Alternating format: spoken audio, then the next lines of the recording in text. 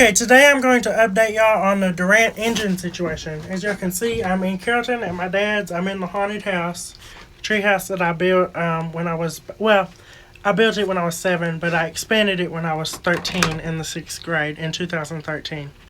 I have other videos where I go on a tour of it if y'all want to see more of it. But here it is. Okay, well, let's go inside to the main house, my dad's house, not this tree house, which isn't a tree house anymore because we cut down the tree. But let's go into the main house, and I will show y'all the spare engine I have.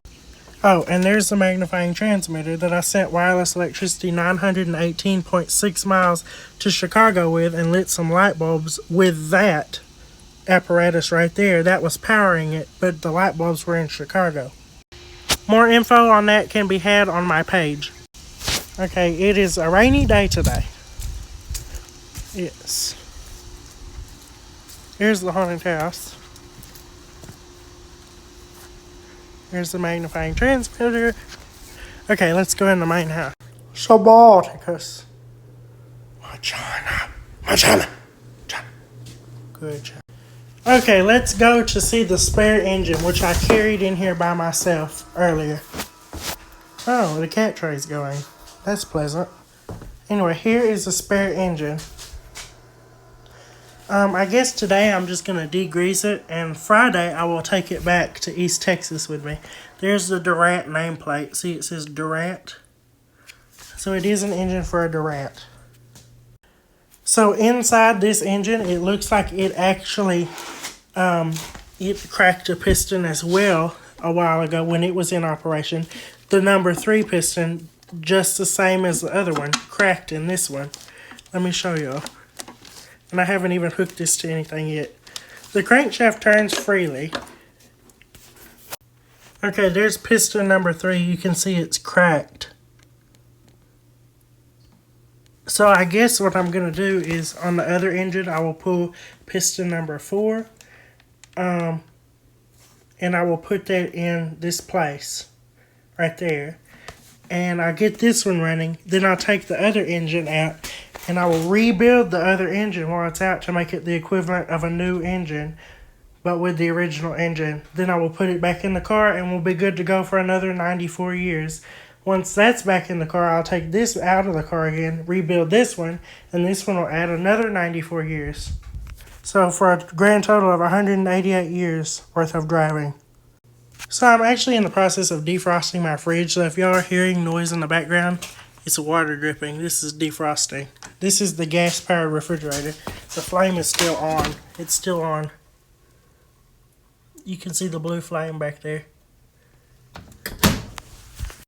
Let's see if we can't degrease this engine just a little bit.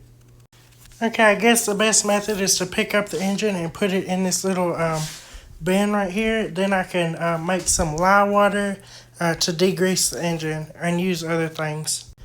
Okay, I picked up the engine and put it upside down in this thing. Now we're going to degrease it. Okay, so I found the sodium hydroxide or lye.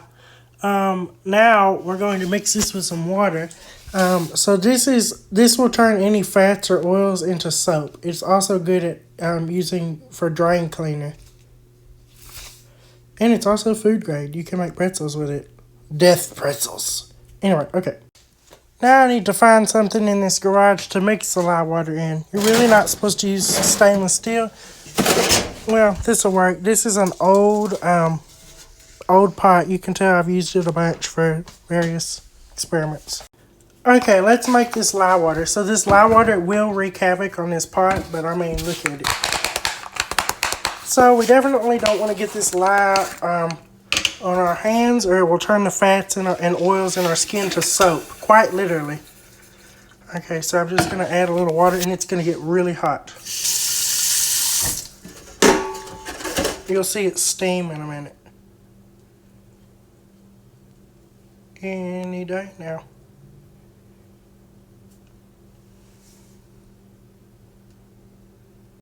It's already trying to break up the stuff in this pot. And it's steaming hot right now.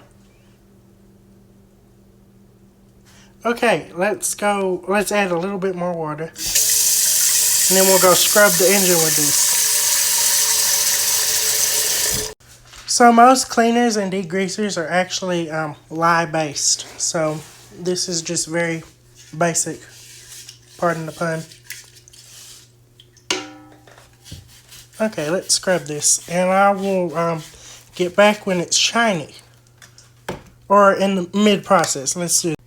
Okay, between the scraper, the paint scraper, and the lye, I was able to get the side somewhat clean. Now I'm going to take it outside and finish the job. I really didn't want to go outside because it's kind of raining, but oh well. Okay, I decided to put the engine on an engine hoist. There is the cast date on the engine, 9/28 of 28. Is that 9/29? Might be 9/29. But this is also a Durant engine.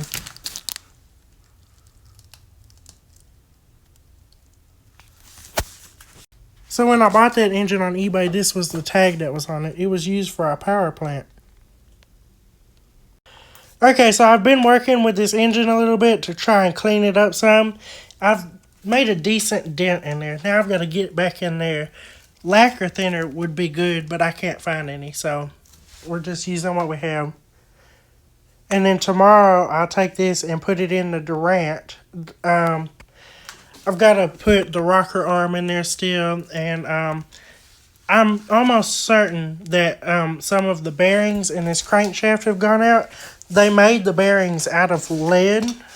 They cast them themselves. So what I'm going to do, that's probably why piston number 3 is cracked in there. So what I'm going to do is take some of the bearings out of this and use some from the other engine. I'm going to get everything tight in there.